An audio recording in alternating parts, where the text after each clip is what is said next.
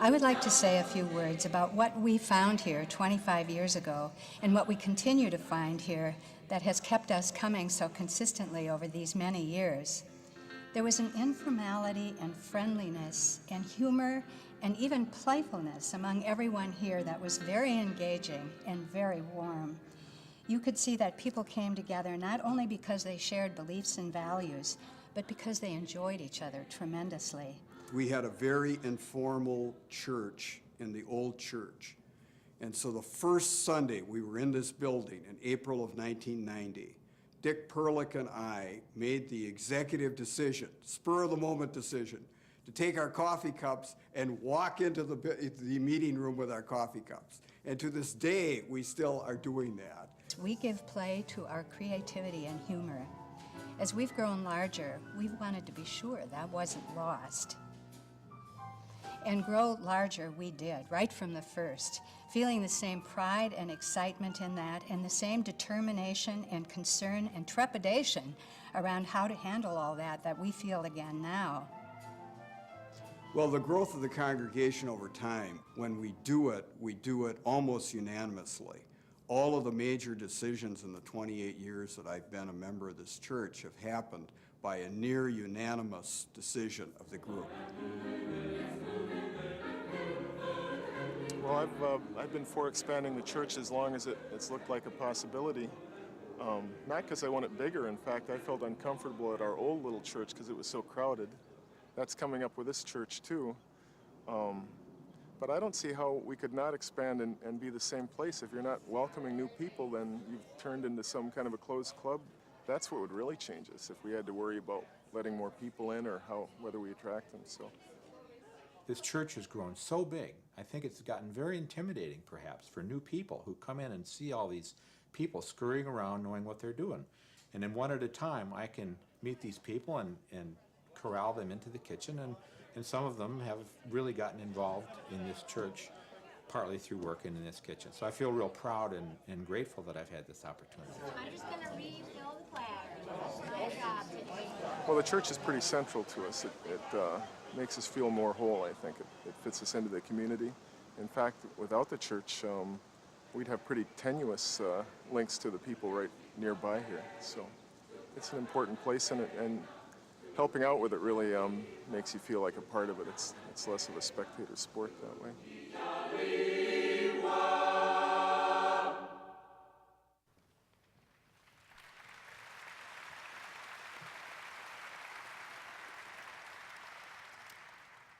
We are surprised and, frankly, humbled to be considered a breakthrough congregation, and are glad to share our story, much of which involves simply being in the right place at the right time. There are some things we think we have done right over the years, some by intention and some by good fortune. All have combined to get us where we are. Most simply, we have been blessed with a history of strong lay leadership willing to take smart risks, and with extraordinary paid staff, including our current minister, who is a star. As a group, we have very intentionally worked to remain open and welcoming. Showing our story graphically highlights certain key milestones in our growth. This is a general representation of our past 15 years. The three lines which are barely visible, actually there's only two, so it's the wrong slide, but what you see is a general idea of our growth, and the lines are going up. On those three lines, we had, let's see what we got there. Okay, good. And if the colors are correct, you can tell me if they are. The green line is membership. Thank you. The blue line is RE registration, and the red line is budget, and the graph for budget is on the other side of the chart. Two things to note. First, RE membership and growth are roughly parallel, and we think that's telling. Second, the budget line is growing at a slightly slower rate than membership. We like that. You won't be able to read the next 4 slides. That's okay, just look at the color coding. They show key milestones on a graph in relation to our membership and budget lines, two of the lines you saw before. We've divided our milestones into three categories: physical changes to our space, staffing and programming enhancements, and external factors that we believe have contributed to our growth. These are mainly political events. As the nation has taken a more conservative turn, our state and local jurisdictions have done the same. As we look at all these milestones in relation to our growth lines, we concluded that well-timed staffing and programming decisions, along with key external factors, have led us to this spot. In other words, when the right time came, we were in the right place, ready to welcome folks as they started showing up in greater numbers. Our next steps are both staffing and space. This year, we will add a director of congregational life. We also just completed a successful capital campaign that will allow us to stay ahead of our growth. That means next year we will start a major expansion, building a new meeting room and, importantly, expanding our RE space. Mostly, though, those of us in the current leadership have our fingers crossed that we don't mess up whatever got us to this point.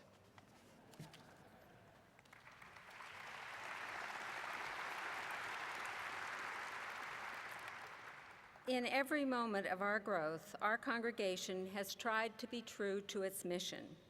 When we made the decision to add a second service, part of the planning and reflection process identified the following core values: a strong sense of intimacy and connection, financial health, making choices that optimized our opportunities and resources, a sense of identity, who we are as a faith community, commitment to a solid democratic process, service to the broader community, support for intellectual and spiritual development of all ages, a participatory church climate, and respect for the earth. We believe that our entire congregation plays an active role in nurturing and educating our children and youth. At a critical point, our congregation had the foresight to invest in its youth by hiring a director of youth programs. The result has given our teens a wide array of programs and activities and given us the gift of those vibrant, youthful voices.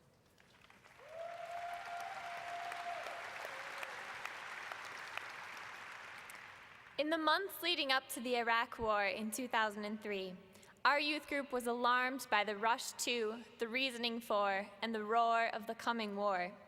Our schools, nestled in suburbia, were hotbeds of apathy and arrogance. Church was one of the few places where we could question and converse freely about our country's aims. What arose from our passionate discussions was a desire to do something. With the urging of our visionary new youth director and our own eager energy, we created a project we called Axis of Peace. We folded 1,000 paper cranes side by side with the congregation, raised hundreds of dollars for Doctors Without Borders through our own art auction, protested in the streets of the Twin Cities and DC, and led the church service the Sunday after the bombing began. Looking back on the Axis of Peace project, I know that this is what endeared my church to me. The youth needed a space to speak about the war. Our church not only received us with warmth, but also responded. We folded cranes and protested together, shared our stories and our thoughts. It was our church where we could put our heads and our hands to work for what our hearts required.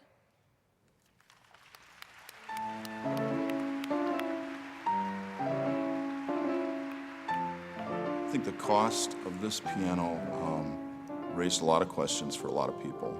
How can we do this? How can we have this kind of extravagance? There are greater issues that we must deal with, and some people were irritated, visibly by this. And what ended up happening was some creative thought. And one thought that came up was, well, we can do both. we can address both the needs of the church in having a fine instrument and also use that instrument as an outreach to our community. So it ended up going into conversations with Walker West, and a joint committee of that academy and this church was formed, and through that, annual cleanups and gardening at that academy, and paint-a-thons, summer music jazz programs, scholarships for students at the academy that were pulled together, funded by the members of this church. You can't buy your way away from your guilt. Sure, contributions are important to solve problems and social issues in the world, but I think a large number of the congregation here feel that action has to be taken. It's not social funding, it's social action. As a minister, I have gone in the middle of the night to the hospital with terrified parents whose child has been rushed to the emergency room. And I have sat all night with that mother prohibited from the bedside of her child who is crying out for her, and you can hear it from the waiting room, because she is not recognized as that child's mother, though she has been since the day of his birth. We are a welcoming congregation. We support strongly a decision that our minister made recently. She came to a decision based on principle that she would not sign wedding licenses, marriage licenses for heterosexual couples because she's not allowed by law to sign them for gay couples. What possible purpose to our commonwealth could be served by a constitutional amendment that would outlaw the stable, loving marriages of any of our citizens? I think this church has had a broad commitment to human rights. One of the things that has been done by members of the church for years now is a weekly presence on the highway that goes through our little town, holding anti-war signs, waving to the people who are commuting home from their work, basically a nonviolence anti-war stand. In the veterans services, we recognize one type of warrior, a warrior who has worn the uniform of one of the armed forces of the United States. And I consider myself to still be a warrior, now much more like Paul Wellstone or Mohandas Gandhi, a peace warrior. The words inscribed on my class ring, the motto for West Point, duty, honor, country, equally applies whether you are a warrior for peace or a warrior who uses violence. Well, it was because the war was coming up with Iraq, and it was so frustrating. It looked so inevitable, even though people didn't want it to happen. And I saw people protesting, and everything was negative, and it seemed like that all that does is kind of polarize people, and you do more harm than good, I think. So I was trying to think of some way to say something positively that was still against the war. Well, we ended up making probably 250 signs. The sign says, "Blessed are the peacemakers," and I'm kind of hoping that was effective because everyone knows that quote. It's from Jesus, and one of the frustrating things about our war policy is that it's backed by so many people that believe in the Bible and take it seriously. Wouldn't it be something if the people of the earth would live together in peace? The environment that is here for my children is one that I think is about peace first. It's about less violence in the world, not more violence in the world. I am personally particularly pleased that Victoria is someone who I would describe as a militant pacifist. And that's an incredibly fresh and valuable perspective. I valued it in, I think, my second service here immediately after the terrorist attacks in 2001, and admire that she was able to retain exactly who she is, even through times like that, where I found myself very much in the reactive military mode of determining exactly who the enemy was and how we could neutralize them. I think that our church's positions based on principle as they become publicized, have a way of announcing to our community who we are and what we stand for. And I personally feel that there are a great number of what I call undiagnosed Unitarians out there, people who agree with every principle that we hold but don't know about us. And as they see that we are involved in the world and that we take principled stands, they come to know who we are, or at least develop some curiosity about us, come to visit and decide to stay.